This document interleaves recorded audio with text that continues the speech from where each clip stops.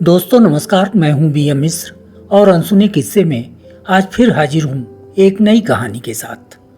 दोस्तों, इस मंगलवार मैं आपको सुनाने जा रहा हूं कहानी नौकरी वाला लड़का। राम निहोर के मन में विनय के विवाह की चिंता गहराने लगी थी। वो ये सोचकर ज्यादा परेशान थे कि आखिर बात क्या है कि विनय से मिलने के बाद लड़की वाले पलटकर देखते तक नहीं। विनय में कोई कमी तो है नहीं, देखने में सुंदर है, पढ़ा लिखा है, मैंने संस्कार भी अच्छे दिए हैं। फिर ऐसी कौन सी वजह हो सकती है जिससे लड़की वाले छरक रहे हैं। जैसे जैसे विनय की उम्र बढ़ रही थी, राम निहोर की चिंता भी बढ़ती जा रही थी। राम निहोर ने अब खुद विनय की शादी ढूंढनी शुरू कर दी।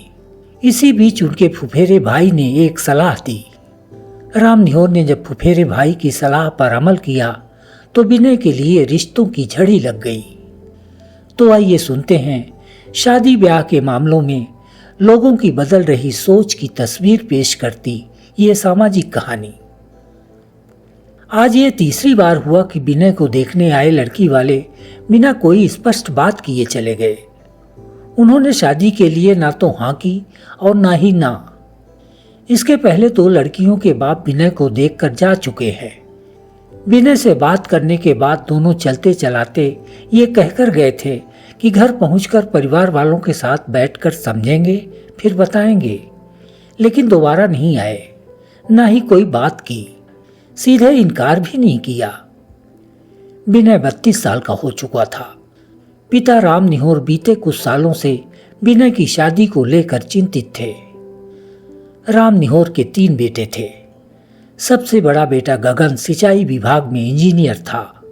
मझला बेटा सुरेश पीडब्ल्यूडी में बाबू था और छोटा बेटा विनय राम निहोर के साथ गांव में ही रहता था। नौकरी मिलते ही 24 साल की उम्र में बड़े बेटे गगन का विवाह हो गया। शादी के लिए रोज रोज घर की दौड़ लगा रहे लड़की वालों से राम निहोर तंग हो चुके थे। सो उन्होंने रामगढ़ के दिवाकर प्रसाद से हामी भर ली और पूरे इलाके में खबर फैला दी कि हमने गगन की शादी तय कर ली है, ताकि लड़की वाले अब उन्हें तंग न करें। दिवाकर तिवारी चोख ब्राह्मण थे। राम निहोर ब्राह्मणों की दुबे कैटेगरी में शामिल थे। दिवाकर की बमनौती तो उच्च थी ही, वो अपने गांव के बेघर भी माने जाते थे। करीब 50 एकड़ जमीन, 2 मंजिला घर, ट्रैक्टर, घूमने फिरने के लिए कार, फुल रईसी की जिंदगी थी दिवाकर की। राम निहोर ने बमनौती से थोड़ा ऊपर उठकर दिवाकर की धन दौलत भी आंकी थी। इसमें दिवाकर उनसे 21 ही निकले थे। यही वजह थी कि दिवाकर को लेकर जब गगन के मामा राम निहोर के पास पहुंचे तो उन्होंने एक बार में ही हाँ कह दी थी। बस इतना बोले थे, गगन को हमने खूब पढ़ाया लिखाया, इंजीनियर बनाया, शादी उसकी योग्यता के हिसाब से ही होनी चाहिए। राम निहोर का इशारा समझते दिवाकर को देर न लगी और उन्होंने सबके सामने ऊंचे स्वर में कहा था, 5 लाख ठीक रहेगा ना? तिलक में थान थार और बिटिया को सोना चांदी अलग से देंगे। राम निहोर ने मुंह से टपक रहे लार को मुश्किल से कंट्रोल किया था। अब हम क्या बताएं, आप ही का लड़का है, जो आपने सोचा समझा होगा ठीक ही होगा। राम निहोर काफी देर तक दिवाकर से लिपटे रहे और जल्दी से लगन तैयार करवाकर संदेशा भिजवाने के आग्रह के साथ उन्हें विदा किया था। गगन के विवाह में मिले दहेज के पैसे से राम निहोर ने अपने पुराने घर को नया रूप दे दिया था। वो आज भी कहते हैं, हमारा ये घर हमारी मेहनत का नतीजा है। हमने बच्चों को पेट काट काट कर पढ़ाया है, अब उसका फल तो मिलेगा ही। गगन की शादी के 2 साल बाद राम निहोर ने मझले बेटे सुरेश का भी विवाह कर दिया। सुरेश का विवाह तो उनके लिए और फायदेमंद रहा। बिना मांगे लड़की वालों ने 7 लाख कैश और एक चमचमाती कार दी थी। राम निहोर ने इंच भर भी मुंह नहीं खोला और लड़की वालों ने उनका घर भर दिया। हालांकि सुरेश पद और योग्यता में गगन से कमजोर था, लेकिन ऊपरी कमाई के कारण उसके भाव गगन से ऊपर चढ़ गए थे। लड़की वालों ने अपने स्तर से सुरेश की मोटी कमाई का पता लगा लिया था, इसलिए लेन देन में हाथ खोल कर रख दिए थे। राम निहोर एक मध्यम किसान थे। उनके पास 10 एकड़ एक चक जमीन थी। सिंचाई के लिए ट्यूबवेल भी था, इसलिए फसल अच्छी होती थी। गांव के हिसाब से घर भी ठीक ठाक था।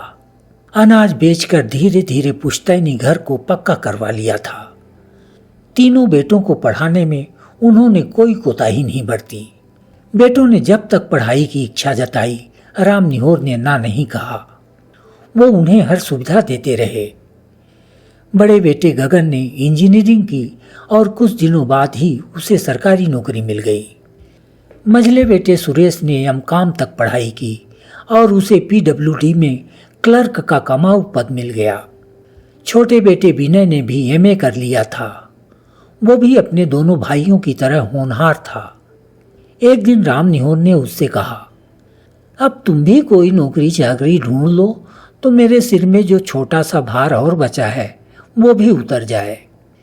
विनय ने इनकार में सिर हिलाते हुए कहा था, पापा, भैया लोग नौकरी करने शहर चले गए हैं। अब घर में किसी न किसी को तो रहना पड़ेगा ना।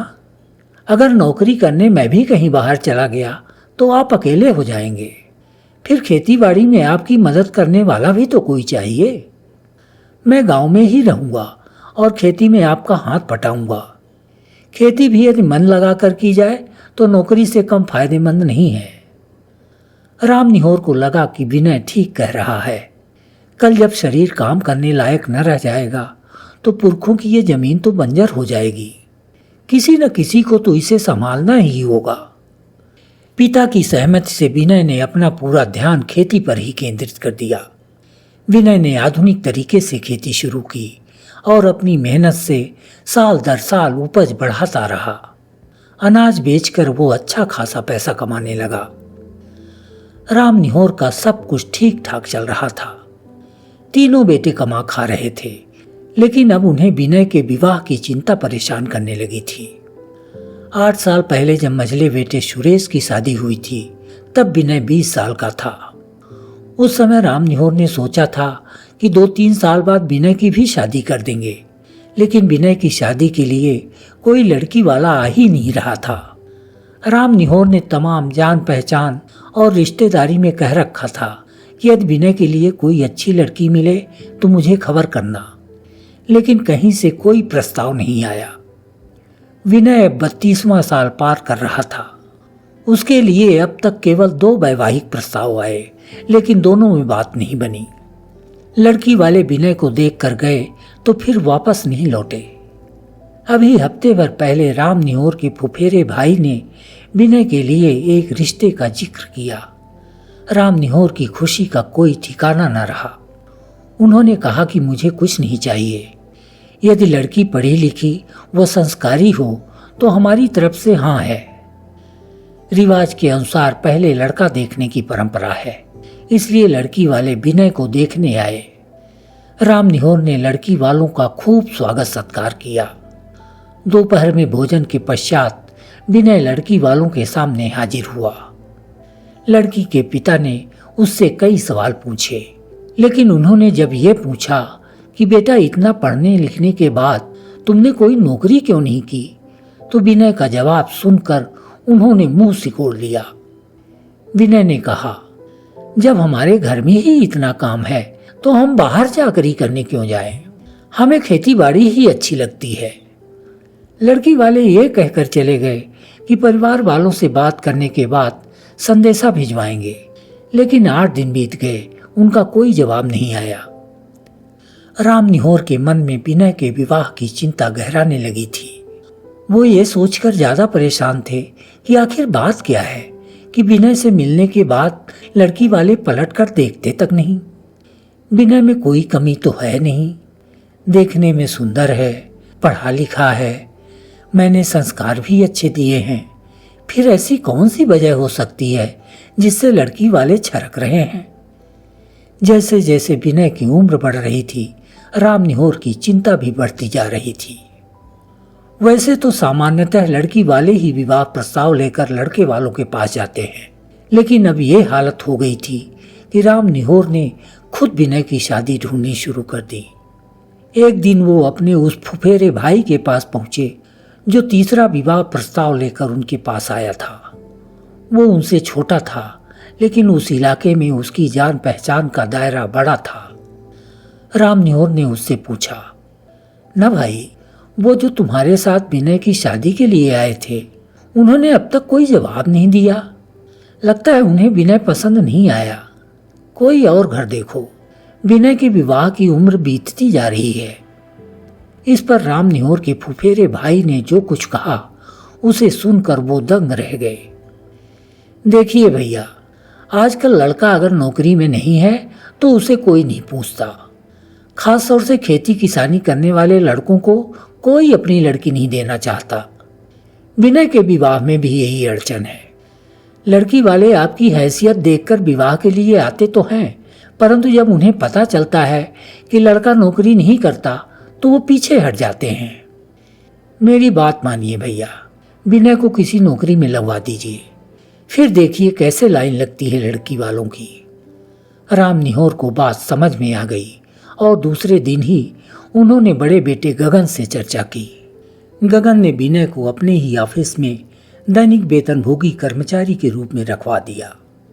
ये खबर जब राम निहोर के गांव और आसपास फैली तो विनय के लिए विवाह प्रस्तावों की झड़ी लग गई। राम निहोर ने धूमधाम से विनय की शादी की। विनय की शादी में लड़की वालों ने राम निहोर को इतना दिया जितना राम निहोर को परमानेंट नौकरी कर रहे दोनों बड़े बेटों की शादी में नहीं मिला था। चूंकि विनय ने 400 रुपए की दिहाड़ी नौकरी मजबूरी में की थी, इसलिए शादी के बाद वो नौकरी छोड़कर वापस अपनी खेतीबाड़ी के काम में जुट गया और अपनी पत्नी के साथ शान की जिंदगी जीने लगा। मित्रों, आपको ये कहानी कैसी लगी? कमेंट बॉक्स में हमें जरूर बताएं। कहानी यदि अच्छी लगी हो तो लाइक व शेयर करना न भूलें।